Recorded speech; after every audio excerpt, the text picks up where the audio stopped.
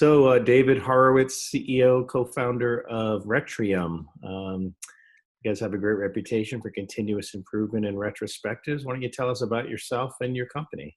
Sure. So first of all, thanks for having me and inviting me to speak at the conference. Really excited about it. So Retrium was born out of a personal pain point that I faced. I was an Agile coach at a big international bank, and we were very much a distributed company. So we had people in India, people in Europe, people here in the US, and we couldn't for the life of us figure out how to run a good retrospective. As you all probably know, good retrospectives are facilitated, usually using Post-it notes and whatnot. And when you have a distributed team, it's really hard to replicate that kind of collaborative environment. And so I figured, hey, if we're facing this pain point, others must be too, and ended up quitting my job and founding Retrium. So we are a software company. We're not a coaching company. We have a SaaS product focused on the enterprise that helps teams, especially if they're distributed, run better retrospectives. So if you ever tried to run Lean Coffee, for example, online, how would you do it? And so we provide a solution there, and many, many more facilitation techniques as well. So that's the company, and it's kind of a joy for me to solve something that I hope is helping others, but I know would have helped me all those years ago when I was a coach at that bank. Yeah, it seems like nowadays so many companies have remote workers. I work with a lot of clients that have teams in India and Pakistan and Bulgaria, and it seems like this whole issue of how do you collaborate openly in an agile way is a tough problem to solve. Yeah, we actually had a team where we were doing sprint planning, and the team, the part of the team that was in India, would put their phone on mute so that they could, when they're doing planning poker, it seemed to me, discuss what the number they wanted to collectively vote together on their end was, and then put it on unmute and vote, and it would always be exactly the same. And so part of the problem, I think, is that there is no software, there's no interface for them to be able to speak their minds independently and anonymously, so it couldn't be tied back to them. So it was all on voice. And so with retrospectives in particular, it's very sensitive topics usually. This is not something, if you're doing them well, this is hard stuff to talk about. And especially when you have cultural differences or you have introverts on your team, it can be really hard to have those open, honest conversations. And it's amplified when you have a distributed team who you might not know face to face. You might not have grabbed coffee with those people before. So it's hard to have those personal relationships.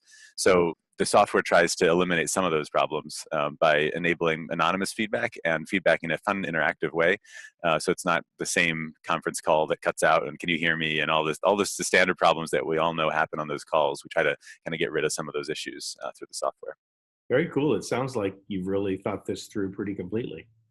Yeah, I mean, like I said, when you're solving your own personal pain point, it's easier sometimes to build something minimally useful, but then it's all about feedback from there on out. So it would be funny if we didn't, look for customer feedback in our own product, given the type of product that we're building. So, when we put out our MVP all those years ago, we knew it was somewhat useful, but we knew there was so much more that we could do in this space, and that's what we've done over the past couple of years. How long has Retrium been Retrium?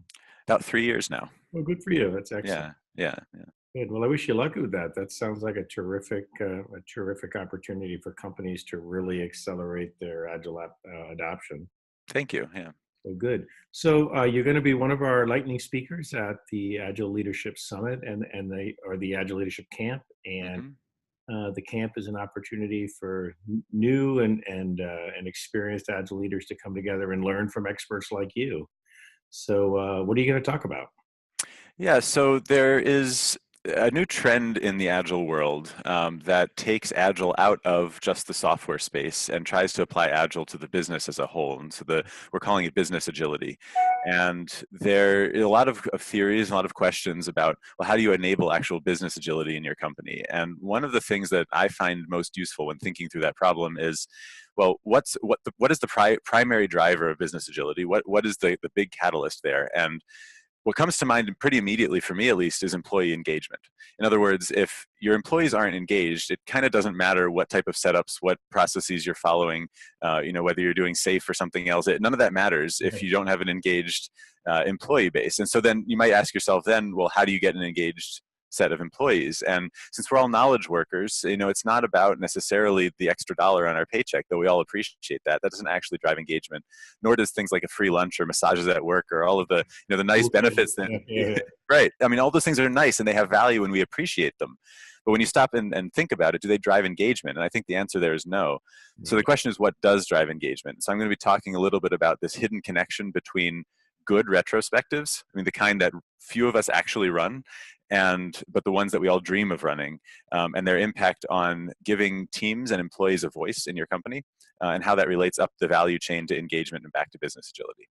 That sounds like a great topic. I know there's been some big conferences lately. There was just one in New York on this Mhm. very subject that was pretty well attended, I guess. And Yeah, I was actually a speaker there. It was a great conference. oh, great, yeah. Yeah, yeah, and it's the Business Agility Conference in New York. So, I go to a lot of conferences and I speak at a lot of them, and some have a lot of value, some have some Yeah. value. This was one that I highly recommend people This is attend. Evan runs this, right? Evan runs it. Yeah. Yeah, yeah. It's the Yeah. second year this year, and it was one of the better ones I've been in a while. Yeah, Excellent. Well, that's good to hear. yeah. Well, it sounds like a great topic. We're really looking forward to hearing from you. And that's on May 3rd in Washington, D.C.